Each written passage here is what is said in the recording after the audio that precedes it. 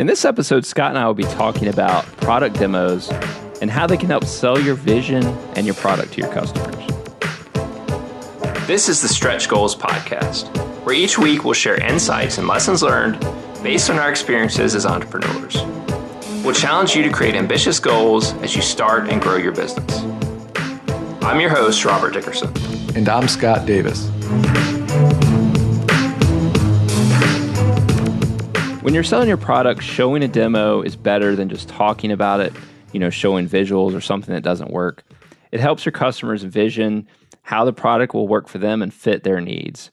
And you also get a lot better feedback from the customers as to how they could use a product and how it can help them. So Scott, I wanted to talk today about product demos, how we've used them within our businesses, and how they've helped us sell our products. So one thing we were just talking about before the call was really focusing on the quality of the demo and how it represents the particular feedback that you want from your customer. There's a number of different types of demos. There's non-working demos where you just have visuals that you're using. Then there's the MVP concept where you've developed something and you're showing them. And then you have really your final product with a lot of the features you've already built in that you're demoing. So let's talk about the different stages, because I know we've both used each of these in growing our products. Yep. So just to start out, talk about some ways that you've used visuals, because I know that was a way that you started out with critical technologies in some of your baseball apps. Yeah, well, first and foremost, I used visuals to attract my wife. I mean, obviously, I'm a specimen of Greek perfection.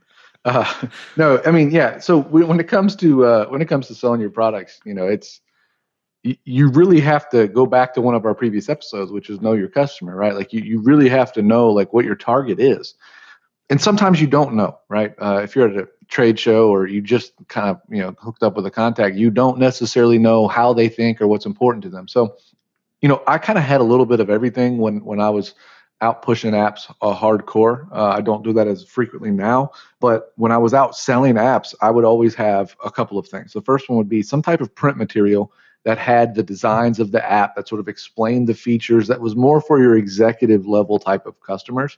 People who are key decision makers. They only care about like, what are the bullet points? What's this going to cost me? What are the timelines? What does it really mean to my bottom line? Then I had the next one, which was, here's the person this is targeting the person who's going to be the decision maker from like pushing the ideas forward. Like, hey, we've got this campaign we want to sell upstream to our executive managers. This type of person is more visual. They want to see the features. They want to know what's in the app. They want to see how beautiful the software is. So that's more targeted towards them. It's more visuals, less bullet points. And then the third type of person is somebody who actually wants to touch the app. They want to feel it. They want to navigate through it. They want to see that it works. And so I always tried to target all three. I had your sort of takeaway pamphlets that, when I was at a conference, there were little trifold pamphlets. Somebody could grab this, take this back to their people who write the paychecks. And then I had the target, which was those mid-level managers who are trying to push forward and make these decisions. And then I had actual live demos of apps at my table.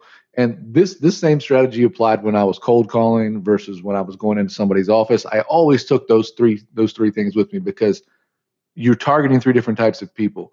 If you just had a trifold, you may miss 2/3 of that potential, right? So I always have a demo. I always have some pretty screenshots, and then I always have bullet points. And I separate them, because if you put them all in one, you might lose people. But that's just my strategy. That's worked for me. I mean, what are you doing? Well, I kind of do the same thing. And I think it's important. One thing you mentioned was there's multiple decision makers in the process, especially if you're going after enterprise customers. Oh, yeah. And so you need to hit each of those people and what they're looking for and how they can get buy-in to use your product. So the way I've started out is similar. So I'll create print materials and visuals, wireframes of how the app works. I like tools like InVision app, where I can take my wireframes and mockups and still create a web page or an app that people can click through.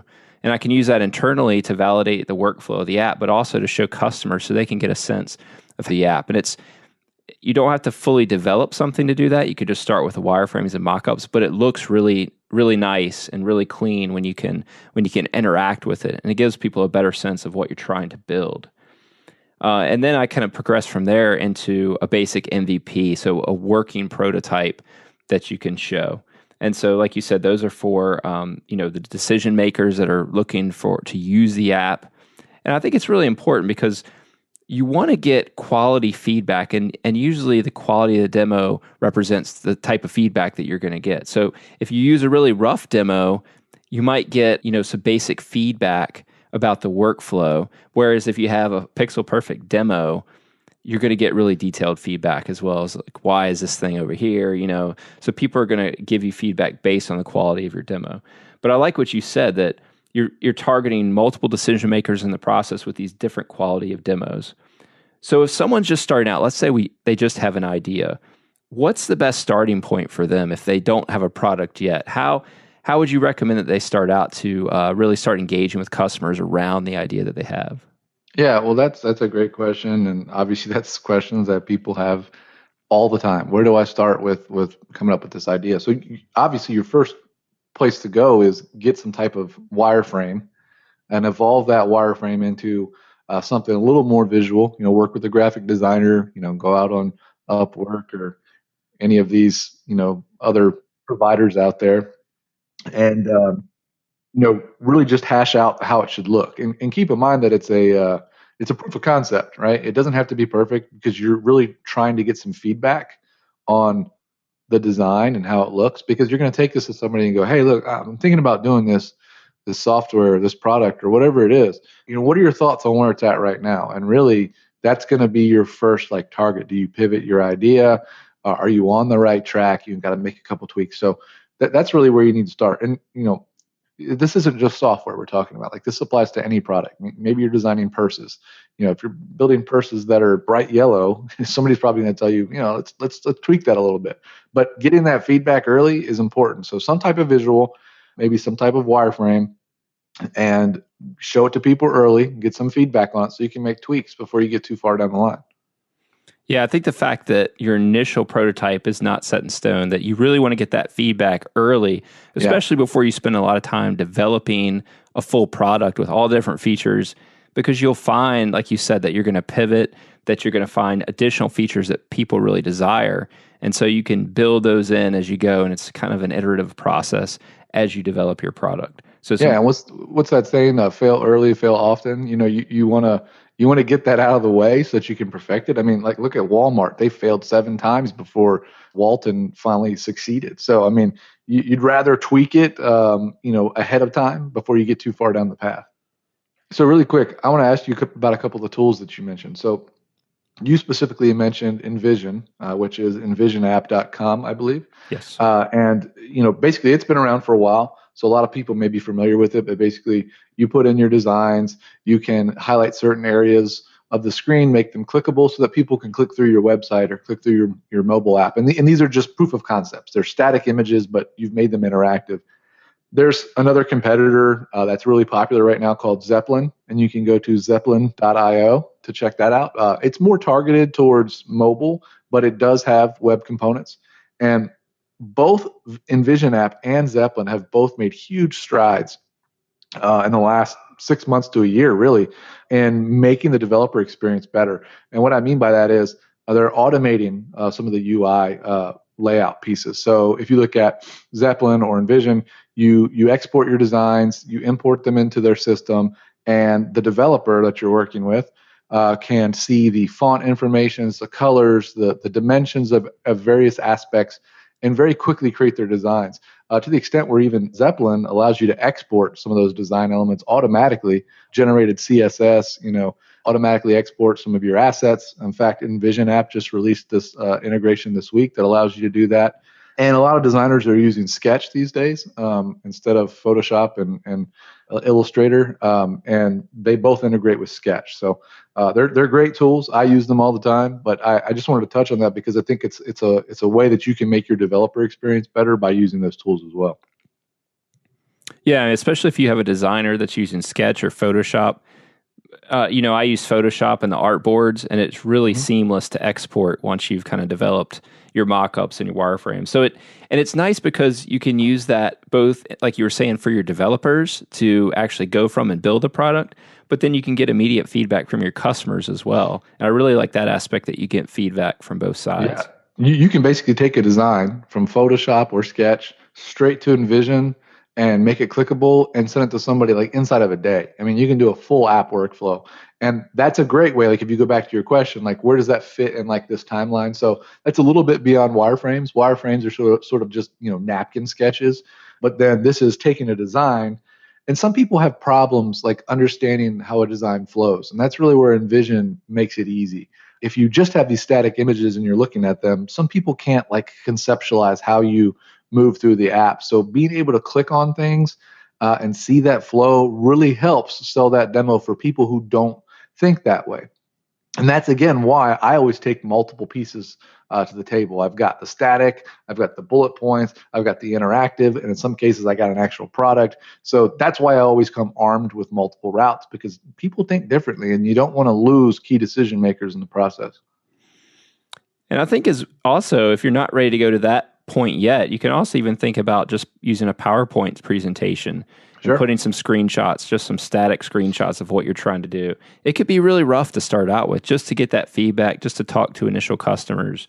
Absolutely. So it just kind of depends on where you are in the design stage and the development stage as to the quality of your prototypes. Well, that, and it also, like if you're looking for buy-in from people to come join your team, or you're looking for buy-in from investors, a lot of times PowerPoint presentations are fine for that. It gives a general sense of where you are. And to be perfectly honest, a lot of VCs and venture capitalists and investors and angel investors, they don't have a lot of time to go through the nitty gritty. They just want to get the high level. Like just give me a presentation. I want to see what it is. I'll make a decision on my own, and that's it. I think another thing too is that it gives me the opportunity as kind of the architect, as the founder, to figure out how I want things to flow as well, to get Hmm. feedback. Even when I'm thinking about the workflow, it's really helpful to me to see, all these wireframes and interact with it and figure out if what I was thinking actually matches up to Yeah. the implementation of the product. Right. The other thing I wanted to talk about is I've built a lot of products, hardware-based products, physical products as well. And demos are great for that aspect as well. So what we would do is use 3D printed prototypes, something that someone can touch and feel. And it gives so much more to the discussion when they can hold something. So it doesn't have to be software. It could be, like you were saying, physical products. If someone can hold something, it's great. I do agree.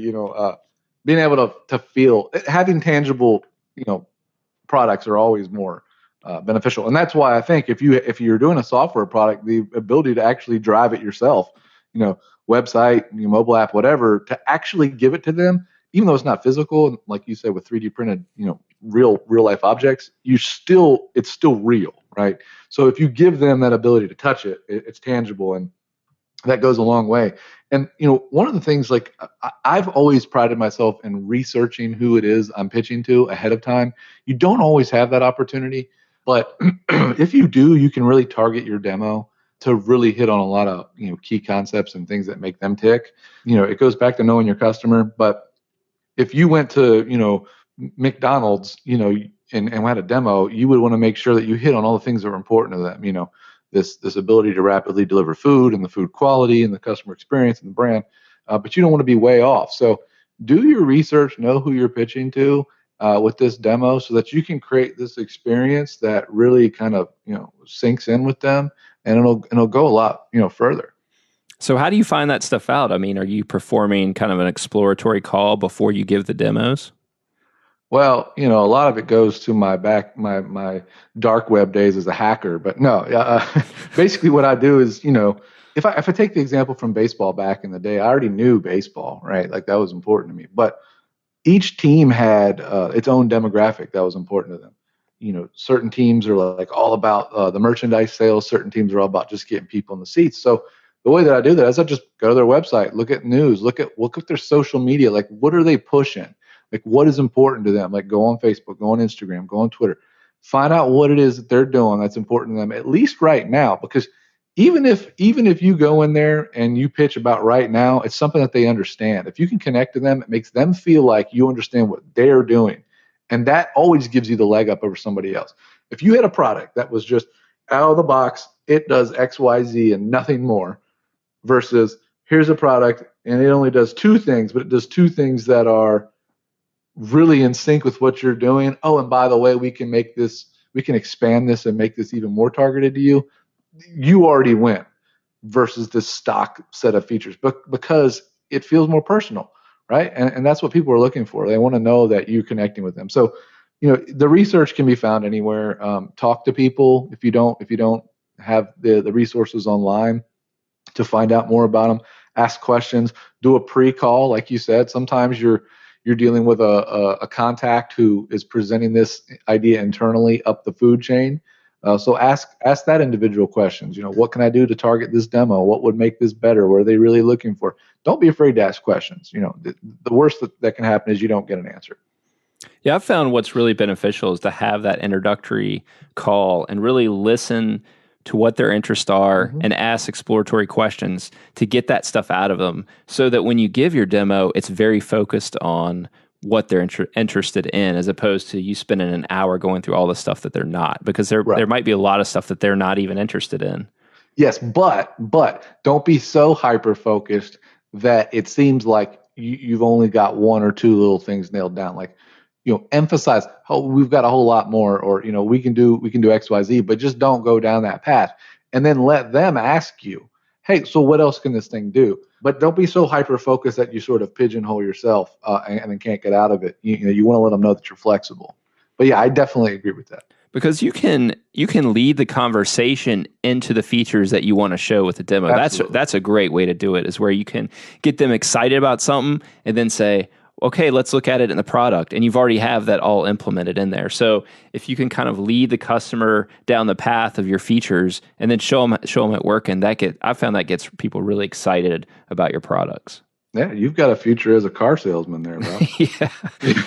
It's got new mats. They come with a car. $45 mats come with your $45,000 car. Yeah. I think this leads well into an article I was reading the other day from Tomas Tungus, and he's a venture capitalist, writes a lot of great stuff, so you should check out his blog. But he was talking about this idea of code development during the sales process, where you're customizing the product with your customer's data during the sales process.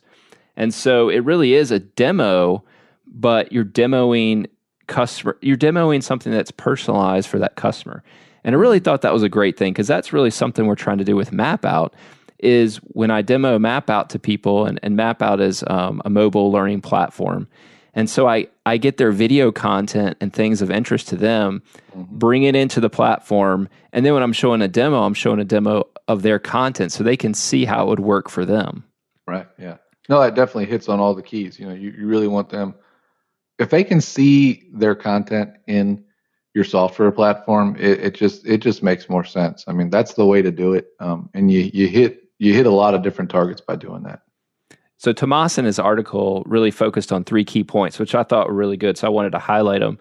Is that doing this code development process is really, you have that instant gratification, and it minimizes the time for the customer to see how they can use it. And it also helps win internal approval, because they can immediately see, okay, this is how it can be used and leveraged with our data. And the third point he brought out, which we're really big on at MapOut, is training. And customers are training themselves through the sales process. Because you're walking them along, you're showing them how to use the product. So I really like the points that he brought out there. And so if you can think about, when you're giving your demo, how you can personalize it for the customer so they can see how to use it, that just gives you a leg up when you're showing people your products. I'm just impressed you're on a first name basis with this guy. I'm not. No, he writes a lot of great stuff, and a lot of it's really pertinent to entrepreneurs and founders and startups. All right. So just to wrap up this episode, I hope we gave you some pointers on developing your demo. We talked about thinking about your customer, maybe have an exploratory call or a calls to figure out what their particular interests are. Scott touched on, having different types of visuals, different types of materials that you can bring to trade shows, to demonstration with customers. And that's a great way to have these different assets that you can show people. And then using tools like InVision, where you can create mockups from your wireframes and show people, and use that as a tool both for your development, to move your development forward towards an MVP, but also to show customers. So we've got a couple different episodes out now, Scott. So I want to remind people, if you enjoy this podcast, we really appreciate if you give us a 5-star review on iTunes. It really helps us out. Shoot us your feedback, stuff that you like, topics that you're interested in us talking about in the future. We really want to grow this community and get more people involved, and we hope you're enjoying it. Yeah, and if you've got something to share with us, definitely reach out. Like Rob said, hit us up on Twitter. Go to the website, give us a rating. But also, if you've got something to share that you think would be good for the show, maybe we can have you on here as a guest. So thanks for listening, and we'll see you next time. Thanks for listening to this episode of the Stretch Goals podcast. You can access the show notes for this episode and listen to other episodes by heading over to stretchgoals.fm.